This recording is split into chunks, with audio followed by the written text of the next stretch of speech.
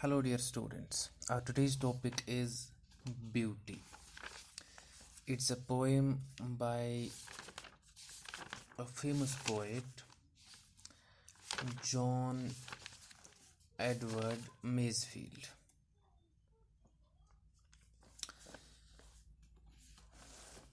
We shall be looking at a brief life of the poet John Edward Masefield, born in 1878 and died in 1967, was an English poet and writer and poet laureate from 1930 until his death in 1967.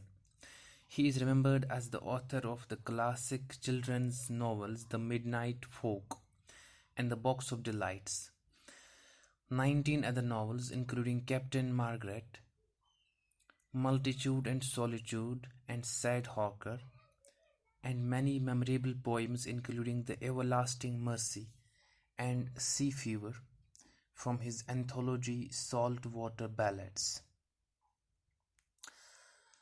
The poet seems to be enthralled by the beauty of his beloved. He compares her to all the bounties of nature but finds her the most beautiful creature on the earth.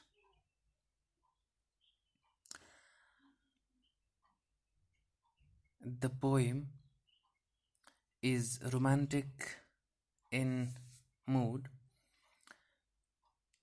The poet compares his beloved to every one of the bounties of nature, but he discovers her the most beautiful. The poet says that he has seen the magnificence of dawn and dusk and fields and slopes, daffodils and the growing grasses, pastures. He has heard the song of the blossoms and noise of the ocean. Moreover, he has seen surprising lands while remaining under the curved sails of boats. However, the poet says that the loveliest thing that God has ever shown to him are his beloved's voice, her eyes, her magnetic hair, and the red curve of her lips. The poem compares what's beautiful and what loves in the world. The poet seems to be enslaved by the beauty of his beloved. He compares his beloved to all the bounties of nature but finds his beloved the most beautiful. The poem, in which the entire situation is shown, is dawn, then afternoon, and then dusk.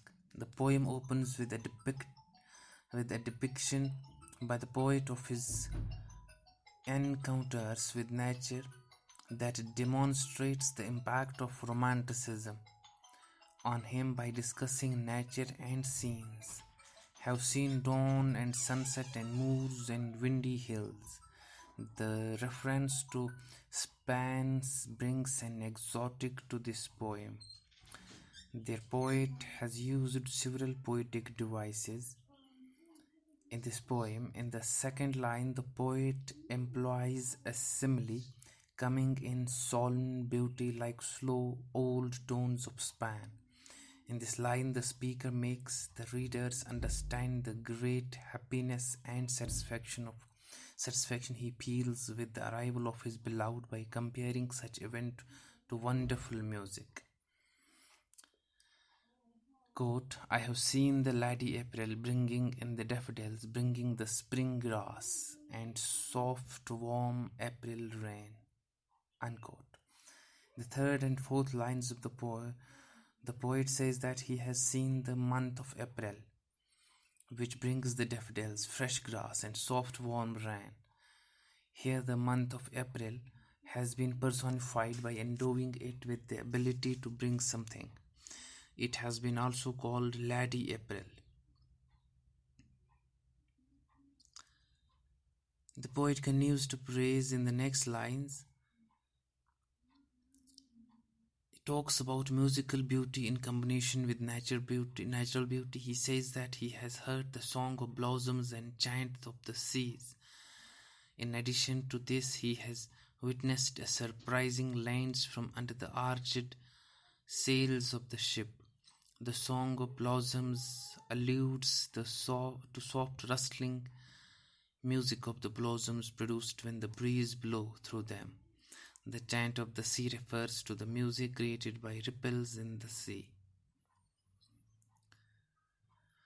The poet then focuses on praising beauty, shifts from the beauty of nature to the beauty of a woman. He expresses that the beauty of his beloved surpasses all the bounties.